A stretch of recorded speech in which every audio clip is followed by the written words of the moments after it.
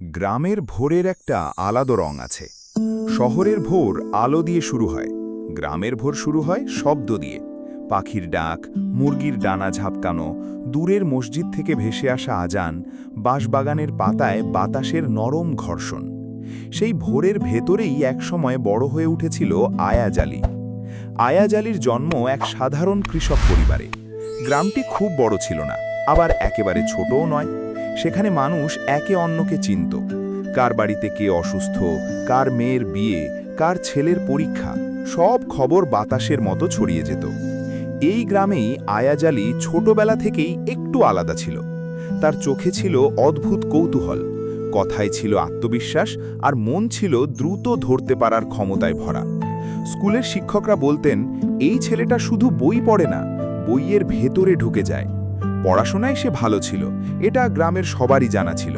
কিন্তু সে শুধু মেধাবীই ছিল না, ছিল বহুমুখী। খেলাধুলায় সে এগিয়ে, সাংস্কৃতিক অনুষ্ঠানে সে সবার আগে, বিতর্কে তার জবাব ছিল তীক্ষ্ণ। আবার ছোটদের পড়িয়ে দেওয়ার ক্ষেত্রেও ছিল তার অসাধারণ ধৈর্য। কেউ কোনো অঙ্ক বুঝতে না পারলে, কেউ বাংলা রচনা লিখতে না পারলে, কেউ ইংরাজি অনুবাদে আটকে গেলে শেষ ভরসা ছিল আয়াজ আলী। এমনকি তার সমবয়সীরাও অনেক সময় বলতো, আয়াজ একটু বুঝায় দিত। আয়াজ আলী পড়াশোনায় একের পর এক সাফল্য পেতে লাগল। গ্রামের স্কুল থেকেই এসএসসি পাশ করল, তারপর কলেজে গিয়ে এইচএসসি। সেখানেও তার ফলাফল দেখে অনেকেই অবাক হলো না, কারণ সবাই যেন আগেই জানতো এই ছেলেটার পথ আলাদা। বিশ্ববিদ্যালয়ে ভর্তি হওয়ার দিনটা ছিল তার জীবনের এক মোড় বদলের দিন। সেদিন গ্রামের অনেকে এসে তার বাবাকে বলেছিল, চাচা, আপনার ছেলেটা একদিন বড় মানুষ হইব। বাবা শুধু হেসেছিলেন, মায়ের চোখে পানি ছিল। আয়াজ আলী শহরে চলে গেল। গ্রামের কাঁচা রাস্তা পেছনে পড়ে রইল, সামনে খুলে গেল কংক্রিটের শহর, প্রতিযোগিতার জীবন, নতুন মানুষ, নতুন লড়াই। কিন্তু আয়াজ আলী সেখানে হারিয়ে গেল না, বরং সে আরও ধারালো হয়ে উঠল। বিশ্ববিদ্যালয় জীবন শেষ করে সে বড় সরকারি চাকরি পেল। এই খবর যখন গ্রামে পৌঁছালো, তখন যেন পুরো গ্রাম একটা নীরব গর্বে ভরে উঠল। যে ছেলেটা একসময় কুপিল আলোয় পড়ত, সে এখন বড় অফিসে বসে সরকারি ফাইল সই করে, এই কল্পনাটাই গ্রামের মানুষের কাছে বিস্ময় ছিল। চাকরি পাওয়ার পর আয়াজ আলীর জীবন বদলে গেল। শহরে তার অবস্থান হলো, সম্মান হলো, পরিচিতি হলো। ক্রমে সে শহরে জমি কিনল, বাড়ি করল, সংসার গুছিয়ে নিল। তার 2 ছেলে 1 মেয়ে, 3জনই শহরে পরিবেশে বড় হতে লাগল। তাদের পড়াশোনা, কোচিং, স্কুল, বন্ধু সবই শহর কেন্দ্রিক। তবু অদ্ভুত ব্যাপার হলো, শহর যতই তাকে নিজের ভেতরে টেনে নিক, আয়াজ আলীর ভেতরে কোথাও একটা গ্রাম রয়ে গেল। বর্ষার মাটির গন্ধ, শরতের সাদা কাশফুল, শীতের সকালের কুয়াশা, বৈশাখের হাওয়া, এ সব কিছুই তার ভেতরে কোনো অদৃশ্য স্থানে জমা হয়েছিল। গ্রামে তার 2 ভাই, 2 বোন। তাদের সংসার, জমি জমা, ছোটখাটো টানাপড়েন সবই চলত নিজেদের মতো। ভাই বোনেদের ছেলেমেয়েরা যখন একটু বড় হলো, তারা প্রায়ই শহরের চাচা বা মামা আয়াজ আলীর কাছে আসত। কেউ পড়াশোনার পরামর্শ নিতে, কেউ ভর্তি নিয়ে কথা বলতে, কেউ চাকরির স্বপ্ন নিয়ে। আয়াজ আলী তাদের সঙ্গে বসে কথা বলতো, বুঝিয়ে বলতো, উৎসাহ দিত। সে ছোটবেলা থেকেই এমন ছিল, নিজে পড়তো, আবার অন্যদেরও পড়াতো। সে শুধু পড়াশোনা নয়, জীবনের নানা বিষয়ে পরামর্শ দিত। কেউ কলেজে কোন বিষয় নেবে, কেউ কোথায় ভর্তি হবে, কেউ কিভাবে পড়লে ভালো ফল করবে, এসব নিয়ে তার মতামত ছিল গুরুত্বের সঙ্গে শোনা। গ্রামের মানুষও তাকে আলাদা চোখে দেখত। সে যেন ছিল এক ধরনের অঘোষিত অভিভাবক, যে পড়াশোনা জানে, দুনিয়া দেখে এসেছে, শহরে বড় চাকরি করে, তার কথা মানুষ শুনবেই, এটাই স্বাভাবিক। কিন্তু জীবনের একটা নীরব সত্য হলো, যে মানুষকে আমরা সফলতার সময় দেখি, তার ভেতরের শূন্যতা আমরা দেখি না। আয়াজ আলীর জীবনেও সেই শূন্যতা একসময় এসে দাঁড়ালো। চাকরি, সম্মান, পরিবার সবকিছু ঠিকঠাকই চলছিল। বাইরে থেকে তার জীবনকে পরিপূর্ণই মনে হতো। কিন্তু 40 পেরিয়ে 50-এ এসে, আর তারপর চাকরির শেষ দিকে এসে, সে টের পেল ভেতরে কোথাও যেন এক গভীর ক্লান্তি জমে আছে। রাতে ঘুম ভেঙে যেত, বড় শহরের আলো জানালার কাছে পড়ে থাকত, আর সে বিছানায় শুয়ে শূন্য চোখে ছাদের দিকে তাকিয়ে থাকত। তার মনে হতো, আমি এত কিছু পেলাম, কিন্তু ঠিক কী পেলাম? এই প্রশ্নের উত্তর তার কাছে ছিল না। আর যেদিন মানুষ নিজের জীবনের উত্তর খুঁজতে শুরু করে, সেদিনই তার ভেতরের যাত্রা শুরু হয়। আয়াজ আলীর ভেতরের সেই যাত্রা শুরু হলো খুব ধীরে। প্রথমে সে ধর্মীয় বই পড়া শুরু করল কৌতূহল থেকে, তারপর কোরআনের অনুবাদ, হাদিস, নবীদের জীবনী, আখিরাতের আলোচনা, ইসলামী চিন্তাধারার বই একটার পর একটা তার সামনে খুলতে লাগল। সে অবাক হয়ে দেখল যে সত্যগুলো এতদিন তার জীবনের প্রান্তে পড়েছিল সেগুলোই আসলে কেন্দ্রের কথা। ধীরে ধীরে তার ভেতরে এক ধরনের অনুশোচনা জন্ম নিল। সে ভাবতে লাগল, আমি এত বছর ধরে মানুষকে দুনিয়ার সফলতার পথ দেখালাম, কিন্তু নিজেকে কি কখনো আখিরাতের পথে দাঁড় করিয়েছি? এই প্রশ্ন তাকে নরম করে দিল। তার অহংকার ভেঙে গেল। সে বুঝল, মানুষ বড় চাকরি পেলেই বড় হয় না। মানুষ সত্যিকারের বড় হয় যখন সে বুঝতে পারে তার সবচেয়ে বড় গন্তব্য পৃথিবী না, তার পরের জগৎ। চাকরি থেকে অবসর নেওয়ার পর আয়াজ আলীর মনে হলো এখন আর শহরে তার খুব বেশি থাকার দরকার নেই। ছেলেমেয়েরা নিজেদের মতো প্রতিষ্ঠিত, শহরের বাড়িঘর আছে, সবকিছু গুছানো। তার নিজের মন কিন্তু শহরে আর টিকতে চায় না। সে ধীরে ধীরে গ্রামে ফিরে যেতে শুরু করল। শহরের বাড়িতে ছেলেমেয়েদের রেখে সে বছরের বেশিরভাগ সময় গ্রামেই কাটাতে লাগল। সে ভাবল, এবার বাকি জীবনটা নিজের মাটিতে কাটাবে, নিজে ইবাদত করবে, মানুষকে ভালো কথা বলবে, ধর্মের দিকে ডাকবে, অন্তত যতটুকু বোঝে ততটুকু শেয়ার করবে। প্রথম প্রথম তার মনে হচ্ছিল গ্রামে ফিরে গেলে মানুষ আগের মতোই তাকে ঘিরে ধরবে, আগের মতো পরামর্শ চাইবে, আগের মতো সম্মান করবে, আগের মতো তার কথা মন দিয়ে শুনবে। কিন্তু বাস্তবতা ছিল ভিন্ন। সে দেখল, মানুষ এখন আর আগের মতো বসে গল্প শোনে না। আগে বিকেলে চায়ের দোকানে ২-৩ ঘন্টা ধরে কথা হতো, এখন সেখানে অর্ধেক লোক মোবাইল ফোনে ব্যস্ত। আগে তরুণরা বড়দের সামনে চুপচাপ বসে থাকত, এখন তারা তাড়াহুড়োয় থাকে। আগে কেউ জীবন নিয়ে আলোচনা করত, এখন সবাই সুবিধা, সংযোগ, টাকা, সুযোগ এই সব নিয়ে ব্যস্ত। আয়াজ আলী যখন ধর্মের কথা বলতো, আখিরাতের কথা বলতো, শিরক বিদাতের কথা বলতো, নৈতিকতার কথা বলতো, মানুষ শুনত, কিন্তু গভীরভাবে নয়। শুনত যেন সামাজিক সৌজন্যবশত, মানত না হৃদয় থেকে।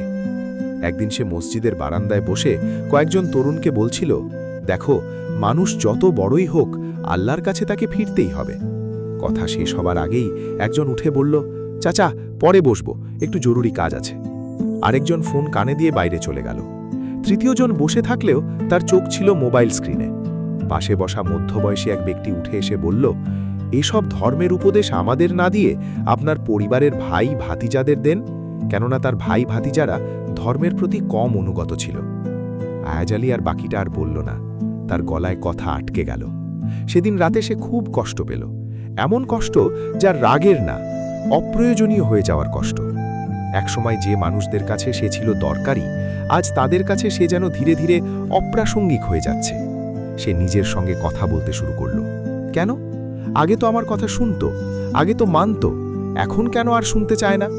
আগে তো কেউ বলেনি আমরা তোমার কাছ থেকে লেখাপড়ার বিষয়ে পরামর্শ নেব না, কেননা তোমার ভাইরা তো কেউ লেখাপড়ায় ভালো না। এই প্রশ্ন তার ভেতরে ঘুরপাক খেতে লাগল। প্রথমে সে ভাবল হয়তো বয়সের কারণ, হয়তো এখন নতুন প্রজন্ম কাউকে গুরুত্ব দিতে চায় না, হয়তো সে নিজেই কথা বলার ধরন হারিয়ে ফেলেছে। কিন্তু আয়াজ আলী হালকা মানুষ ছিল না, সে শুধু কষ্ট পেয়ে থেমে থাকল না, সে বিষয়টা বুঝতে চাইল। আয়াজ আলী আবার বই পড়া শুরু করল। এবার শুধু ধর্ম না, মানুষের মন নিয়ে, সমাজ নিয়ে, সময়ের পরিবর্তন নিয়ে। সে লক্ষ্য করল মানুষ আগের চেয়ে অনেক বেশি তাৎক্ষণিক ফল চায়। যে কথা শুনে আজ কিছু পাওয়া যাবে সেই কথার দাম আছে। যে কাজে আজ লাভ, আজ স্বীকৃতি, আজ সুবিধা, সেই কাজের প্রতি আগ্রহ আছে। কিন্তু যে কথা ভবিষ্যৎ নিয়ে, চরিত্র নিয়ে, আত্মা নিয়ে, আখিরাত নিয়ে, সেগুলো মানুষের কাছে অপেক্ষার বিষয়। এক রাতে দীর্ঘ ভাবনার পর সে নিজের ডায়েরিতে একটি বাক্য লিখল, মানুষ আখিরাতের লাভের চেয়ে দুনিয়ার নগদ প্রাপ্তিকে বেশি ভালোবাসে। এই এক বাক্য যেন তার সব প্রশ্নের দরজা খুলে দিল। সে বুঝতে পারল, ছোটবেলায় যখন সে পড়াশোনার পরামর্শ দিত, সবাই শুনত, কারণ সেই পরামর্শে রেজাল্ট ছিল। যখন সে চাকরির দিক নির্দেশনা দিত, সবাই শুনত, কারণ সেখানে ভবিষ্যৎ আয় ছিল। যখন সে শহরের অভিজ্ঞতা শেয়ার করত, মানুষ শুনত, কারণ সেখানে উন্নতির সূত্র ছিল। অর্থাৎ মানুষ তার কথা শুনত মূলত নিজেদের লাভের জন্য।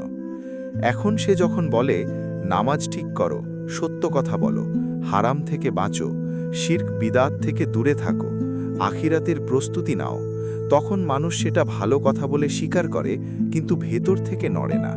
কারণ এই কথাগুলোতে নগদ লাভ নেই, এগুলোতে আছে দেরিতে পাওয়া প্রতিদান, অদেখা পুরস্কার, অবিশ্বাসীদের চোখে অদৃশ্য সাফল্য। এই উপলব্ধি আয়াজ আলীকে একই সাথে ব্যথিতও করল, আলোকিতও করল। সে ভাবল, মানুষ খারাপ না, মানুষ দুর্বল। মানুষ চোখে যা দেখে, হাতে যা পায়, তাতেই বেশি ভরসা করে। তারপর থেকে আয়াজ আলী নিজের পদ্ধতি বদলালো। সে আর শুধু উপদেশ দিত না, সে মানুষের জীবনের ভেতরে ঢুকে কথা বলতে শুরু করল। কেউ যদি ছেলের অবাধ্যতা নিয়ে কষ্ট পায়, সে বলতো, শুধু দুনিয়ার স্কুলে দিলে হবে না, চরিত্রের শিক্ষা না দিলে এই কষ্ট বাড়বে। কেউ যদি জমির ঝামেলায় থাকে, সে বলতো, অন্যায়ের জমি কখনো শান্তি দেয় না। কেউ যদি টাকার চিন্তায় ভেঙে পড়ে, সে বলতো, রিজিক শুধু ব্যাংকে জমা টাকার নাম না, শান্তি ও রিজিক। এইভাবে সে বুঝতে শিখল, মানুষের হৃদয়ে পৌঁছতে হলে শুধু সত্য বললেই হয় না, সত্যকে মানুষের বর্তমান যন্ত্রণার সঙ্গে জুড়ে বলতে হয়। তবুও তার ভেতরের এক কোণে কষ্ট থেকেই গেল, বিশেষ করে যখন সে নিজের ভাইয়ের ছেলে মেয়েদের কথা ভাবত। তারা কেউ এসএসসি, এইচএসসি পর্যন্ত গিয়েছে, কিন্তু তার মতো এগোতে পারেনি। কেউ পড়াশোনা ছেড়েছে, কেউ দিক হারিয়েছে, কেউ শুধু দিন কাটাচ্ছে। তখন আয়াজ আলীর মনে হতো, আমি যদি ওদের জন্য আরও বেশি সময় দিতাম, আমি যদি শুধু নিজের সন্তানদের না, ওদেরও আরও শক্ত করে ধরতাম। কিন্তু জীবন তাকে আরেকটা সত্যও শিখিয়েছে, তুমি পথ দেখাতে পারো, কিন্তু কাউকে হেঁটে যেতে বাধ্য করতে পারো না। এই সত্য মেনে নেওয়া সহজ নয়, বিশেষ করে সেই মানুষের জন্য যে সারা জীবন প্রভাবশালী ছিল। একদিন সন্ধ্যায় মাগরিবের পর গ্রামের রাস্তার ধারে পুরনো বটগাছটার নিচে বসে আয়াজ আলী আকাশের দিকে তাকিয়েছিল। দূরে শিশুরা খেলছে, কারো উঠোনে হাঁস ডাকছে, কোথাও একটা মৃদু শব্দ ভেসে আসছে। হঠাৎ তার মনে হলো, সে সারা জীবন মানুষকে বদলাতে চেয়েছে, কিন্তু হয়তো আল্লাহ তাকে শেষ বয়সে শিখিয়েছেন, তোমার কাজ হিদায়েত দেওয়া না, তোমার কাজ শুধু সত্য বলা। এই উপলব্ধি তাকে অদ্ভুত শান্তি দিল। সেদিন রাতে সে আরেকটি কথা লিখল, মানুষ আমার কথা কম শুনছে, এটা আমার ব্যর্থতা নয়। যদি আমি সত্যের ওপর থাকি, তবে আমার কাজ ফল আনা না, আমার কাজ দায়িত্ব পালন করা। তারপর থেকে সে আর আগের মতো মন খারাপ করত না। সে কারো পেছনে দৌড়াতো না, জোর করে কাউকে বোঝাতে চাইতো না, কিন্তু সুযোগ পেলেই বলতো, নরমভাবে, জোর ছাড়া, অহংকার ছাড়া। তার ভেতরের মানুষটাও বদলে গিয়েছিল। যে মানুষ একসময় সাফল্যে গর্বিত ছিল, সে এখন সত্যে নম্র হয়ে গেছে। একদিন শহর থেকে তার মেয়ে এলো। বিকেলে বাবার পাশে বসে বলল, আব্বু, আপনি এত গ্রামে থাকেন কেন? আয়াজ আলী মৃদু হেসে বলল, শেষ বয়সে মানুষ আসলে নিজের শিকড়ের কাছে ফিরে যেতে চায়। মেয়ে আবার বলল, আপনার খারাপ লাগে না? আগে যাদের কাছে আপনি এত গুরুত্বপূর্ণ ছিলেন, এখন তারা আগের মতো শোনে না। আয়াজ আলী অনেকক্ষণ চুপ করে থাকল। তারপর ধীরে ধীরে বলল, খারাপ লাগে, মানুষ তো লাগবেই। কিন্তু এখন বুঝি, অনেকেই আমার কথা শুনত আমার জন্য না, নিজেদের লাভের জন্য। যখন কথায় দুনিয়ার লাভ ছিল, শুনেছে, এখন কথায় আখিরাতের লাভ, তাই কম শোনে। এই যে নগদ প্রাপ্তি, এটাই মানুষের বড় পরীক্ষা। মেয়েটা চুপ করে রইল। তার বাবার চোখে সেদিন এক অদ্ভুত আলো দেখল, অভিমান পেরিয়ে আসা আলোর মতো, যেখানে কষ্ট আছে কিন্তু অভিযোগ নেই। আয়াজ আলীর জীবনের শেষ দিকটা তাই কোনো বাহ্যিক নাটকীয়তায় ভরা ছিল না। ছিল না বড় কোনো ঘটনা, না কোনো করুণ সমাপ্তি, বরং ছিল ধীরে ধীরে সত্যের কাছে পৌঁছে যাওয়া এক মানুষের নীরব জয়।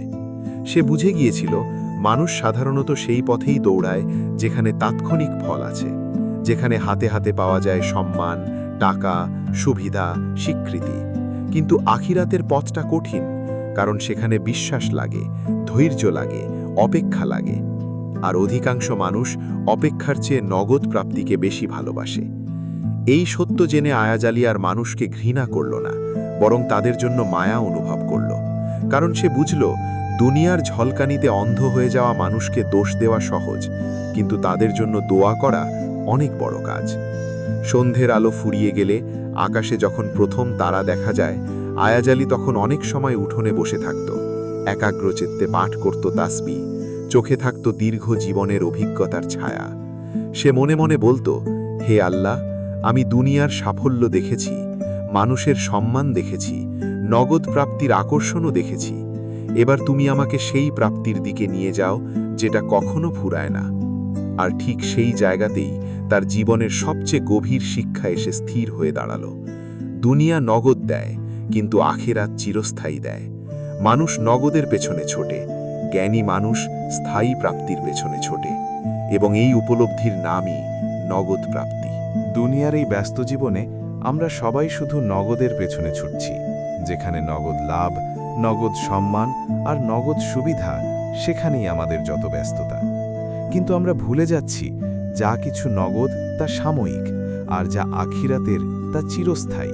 গল্পের আয়াজ আলীর মতো আসুন আমরাও সময় থাকতে নিজের শিকড় আর আসল গন্তব্যটাকে চিনে নিই।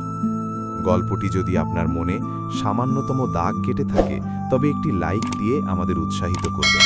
আর এমন আরও জীবনমুখী ও শিক্ষণীয় গল্প শুনতে চ্যানেলটি সাবস্ক্রাইব করে আমাদের পাশেই থাকবেন। ভালো থাকুন। আল্লাহ হাফিজ।